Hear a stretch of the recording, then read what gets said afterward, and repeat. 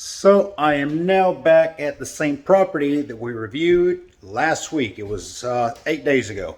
It was a more of a halfway through the rehab, and we're out now to do the final walkthrough. So hello everyone, Jose J. Garcia, real estate investor, coach, and mentor. So I'm going to go ahead and turn the camera over and show you this is my final walkthrough, which I would do with any contractor. And if you're doing this virtually, you can also do this via Zoom, via Skype, Facebook video, any way you can.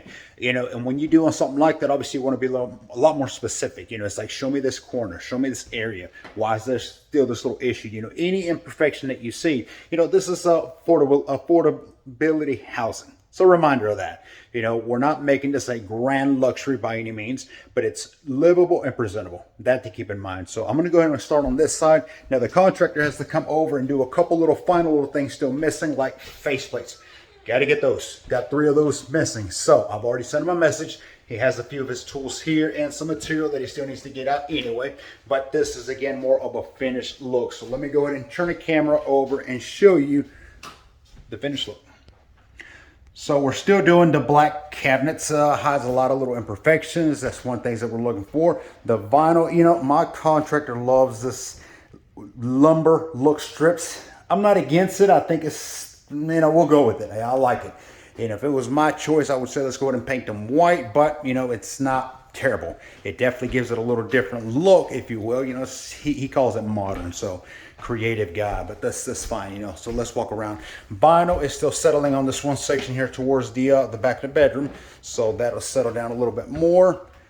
And here's the middle room. So this is a 3-bedroom, 1 bath. Here is the vanity. This is where we had that long vanity across, and I mean, it was ugly. There was no way to kind of salvage it, keep it. So we put a more smaller of a vanity, brand new toilet, tub we cleaned out, and of course, vinyl all throughout. So this home does have, every room has brand new vinyl. So laundry section there and back bedroom. So overall I'm pleased with it. I think we can definitely do something a little bit more. And I mean, again, it's little things like this. Like, look, let's get the bowl. Let's put the bowl up here. Let's go ahead. You got another side over here where you can put a light bulb. Put another light bulb. So little things like that go a long way.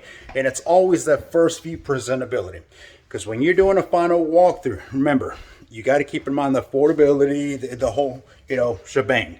But your final walkthrough, in your mind, you should be thinking almost like a buyer, like a tenant. If I was going to live here, if I was going to buy this, what would I look for? And people are always looking for the negative, for the wrong. Oh, there's scratches here. Oh, there's a little hole here. Oh, there's little things here. So you got to kind of keep those in mind, okay? So me doing this final walkthrough, I am pleased. There's a few little things that I got a list for him. Here's the final checkpoint. This is what we got to do. And he knows, he knows a couple of those little things.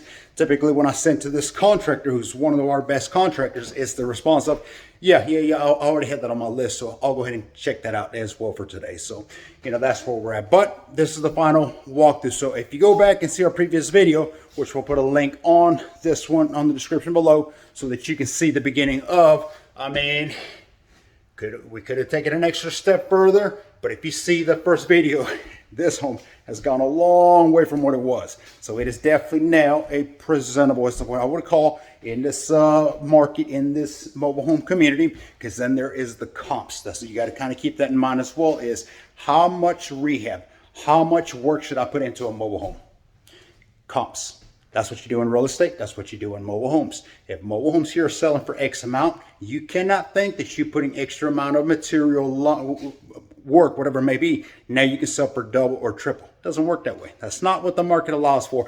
And again, reminder, this is what we're going to cover at the Shadow event come May 20th.